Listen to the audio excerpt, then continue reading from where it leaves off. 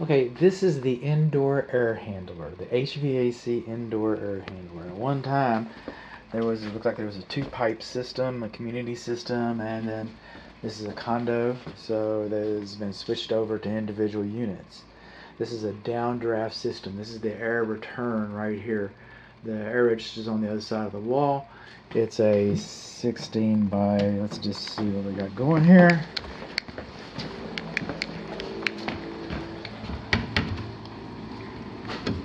It's dirty. Actually, it says it replaced 3/7/22. Okay. That's today, right? January, February, March, April, or not, a month ago. You're supposed to replace them once a month. 16 by 20 by 1. Okay, it's not as dirty as I remembered it. Okay. It's on the other side. That's the air return. You replace those about once a month. It's been replaced a month ago. Okay, we're coming along here.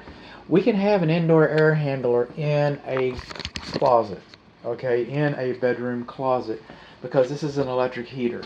If it was gas, it would be different. Now this is the air return. We see we're missing some of our sheathing, and then it's been sealed with cloth tape. It should not have been sealed with cloth tape. We're kind of working backwards through this. Let's go to the cooling system now. A safety pan is not required.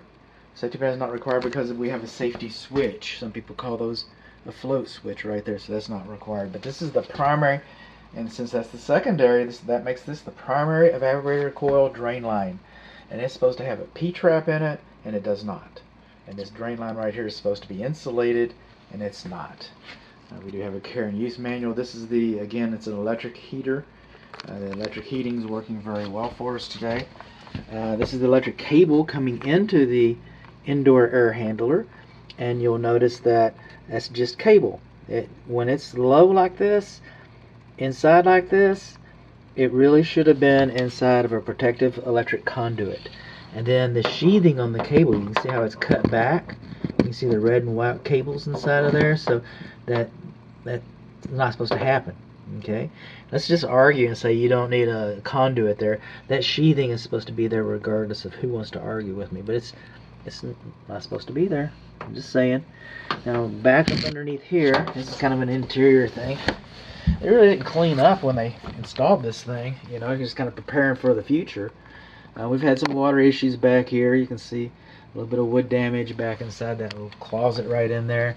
This one right over here. And if you really concentrate back up in the corner right there, you can see a little unidentified organic substance, fungi. All molds are not funguses. All molds are funguses. All funguses are not mold. I don't know if that is mold. If you go to the EPA website, they'll say if it's less than 10 square feet, and that's not even 2 square inches, okay, or maybe 6 square inches. But if it's less than 10 square feet, they just say get rid of it. Just get rid of it. There's no sense in testing it. There's no sense in doing anything about it. As long as it's dry, that's the thing. We want it to be dry. So that's it. This is the HVAC indoor air handler. Oh, and excuse me, we're up here. It was manufactured, and it's a 2-ton system, and it was manufactured in 92 or 94. I'll have to look that up for us. And by it being manufactured that old, it's definitely over 14 years old.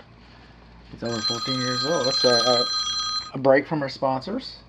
Good Home Inspection.